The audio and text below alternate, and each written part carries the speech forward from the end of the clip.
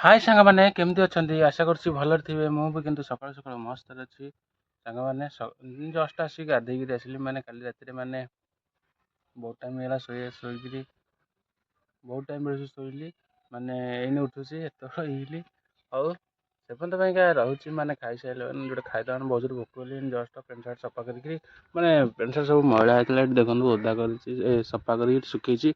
ମାନେ ତାପରେ ବି ଏଇନେ ସଫା ସୁତୁରା କରିକି ଆସିଲି। ତାପରେ ବି ଖାଇବାକୁ ଏଇନେ ଯିବି ଭୋକ କଲି। ମାନେ ଆମ ବୋଉ କ'ଣ କରୁଛି ଦେଖିବା ଚାଲ।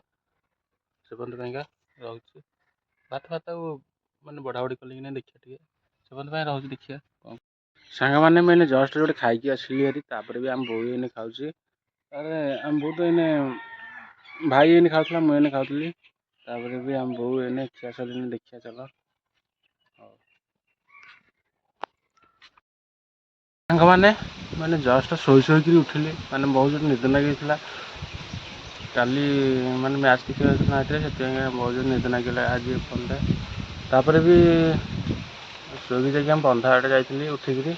ତାପରେ ଯାଉଛି ମାନେ ଗୋଟେ ଖାଇଦେବା ମାନେ ବହୁତ ଜୋର ଭୋକ କଲେ ଆମ ବହୁତ ଭାତ ବାଢ଼ୁଛି। ଆସନ୍ତୁ ଦେଖିବା ଭାତ ବଢ଼ା ତାର ସରିଲେ କି ନାହିଁ। ମୁଁ ତାକୁ କହିଥିଲି ଭାତ ବାଢ଼ିବାକୁ। ସେ ଭାତ ବଢ଼ା ବାଢ଼ୁଛି କି ନାହିଁ ସେମାନଙ୍କୁ ଦେଖିବା। ମାନେ ଦେଖନ୍ତୁ ଆମ ବଡ଼ ବୋଉର ବାଇରେ ତ ମାନେ ଦେଖନ୍ତୁ କେମିତି ସବୁ ହେଇଛି। ବାଇଗଣ ଫାଇଗଣ ସବୁ ବି ହେଇଗଲେ ମାନେ କେତେ ଅଧା ତୋଳିକି ନେଇଗଲେଣି।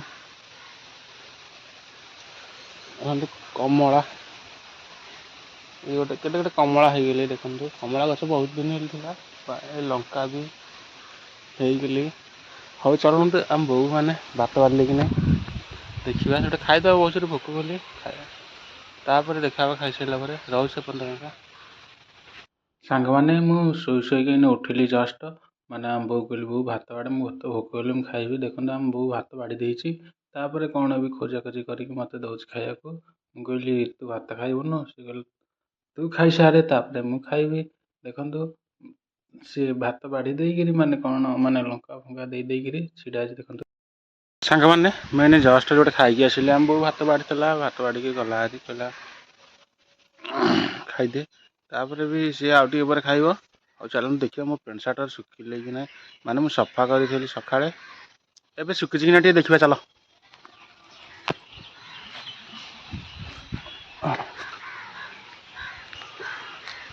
ମାନେ ଶୁଖିଗଲି ତ ଆଉ ଟିକେ ଶୁଖିନି। ମାନେ ପ୍ୟାଣ୍ଟର ଶୁଖିନି ସାଙ୍ଗମାନେ ଆଉ ଟିକେ ପରେ ଶୁଖିଯିବ। ନେଇଯିବା ଟିକେ ଆଇରନ୍ ଫାଇରନ୍ ଦେଇଦେବା। ମାନେ କାଲି ଜାଗର ଅଛି ପିନ୍ଧା ପିନ୍ଧି କରିବା। ମୋର ପ୍ୟାଣ୍ଟ ସାର୍ଟ ସବୁ ମଇଳା ହେଇଯାଇଥିଲା। ହଉ ରହୁଛି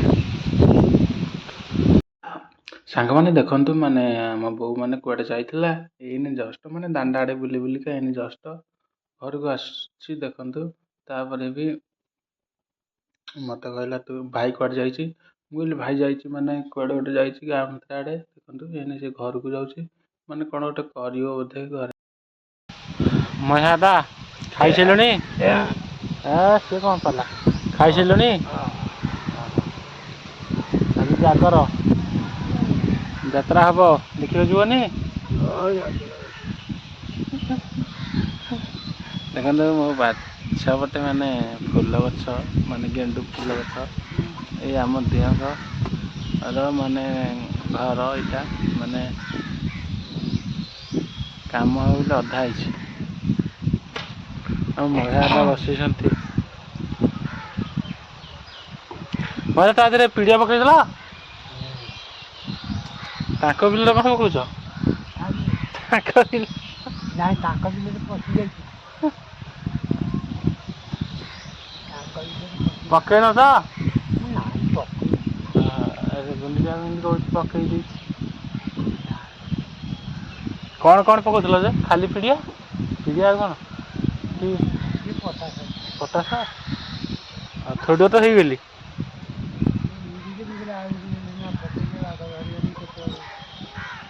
ଖାଇଥାନ୍ତା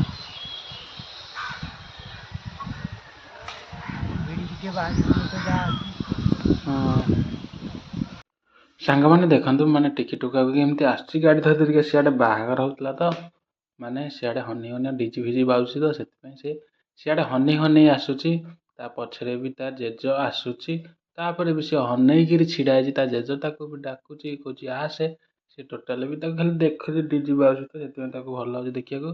ଦେଖନ୍ତୁ ଗାଡ଼ି ଧରିକି ଛିଡ଼ା ସାଙ୍ଗମାନେ ଦେଖନ୍ତୁ, ତାପରେ ବି ସିଆଡ଼େ ବୁଲି ବୁଲି ଆସିକିରି ମାନେ ଦିଅଙ୍କ ପାଖରେ ଆମର ସେଇଠି ଗାଡ଼ି ଚଲାଉଛି। ଦେଖନ୍ତୁ ଛୋଟ ପିଲାଟାକୁ ମାନେ ଗାଡ଼ି ଭିଡ଼ୁଛି ଯେ ତାପରେ ସିଆଡ଼େ ବୁଲୁଛି। ଦେଖନ୍ତୁ ସେଠି ବୁଲି ବୁଲି ସେଇଠି ଖାଲି ଗୋଟିଏ ଠେଇ ବୁଲଉଛି ଗାଡ଼ିଟାକୁ। ଦେଖନ୍ତୁ କୋଉ ଭଳିଆ ବୁଲଉଛି। ସାଙ୍ଗମାନେ ଦେଖନ୍ତୁ ଆମ ବୋଉ କେମିତି ଝାଡ଼ୁ ମାରୁଛି, ମାନେ ଦିଅଙ୍କଠା ଓଳି ଓଳି ଆସିଲା। ତାପରେ ବି ସିଆଡ଼େ ମାନେ ଆମ ଦାଣ୍ଡଟା ଓଳଉଛି କେମିତି ଦେଖନ୍ତୁ। ମାନେ ସମସ୍ତେ ଓଳିଆ ଓଳି କରିବେ ମାନେ ଦାଣ୍ଡଟାକୁ।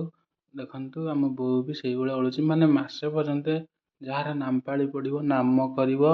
ତାପରେ ବି ସବୁଆଡ଼େ ପରିଷ୍କାର ପରିଚ୍ଛନ୍ନ କରିବ। ଆମର ବି ପଡ଼ିଛି, ଆମ ବୋଉ ବି ଓଳୁଛି ଦେଖନ୍ତୁ।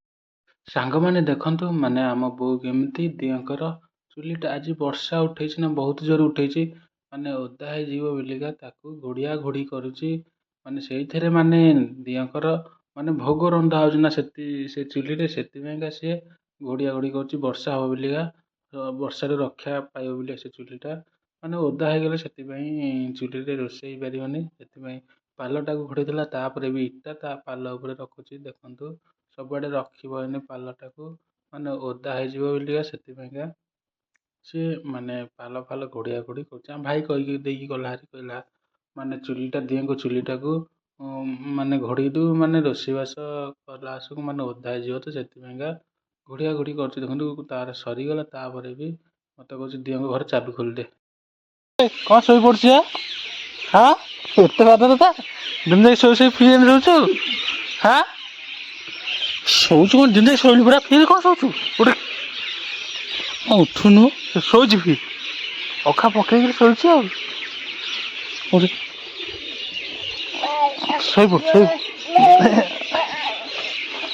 ଶୋଇଛୁ ମନ ଇଚ୍ଛା ଗୋଟେ ଅଖା ପକେଇ ଶୋଇପଡୁଛି। ଫିର ଶୋଇଲା ଏ ଶଳାର ଶୋଇପଡୁଛୁ ମାନେ ଶୋଇପଡୁଛୁ ଦିନ ଯାକ।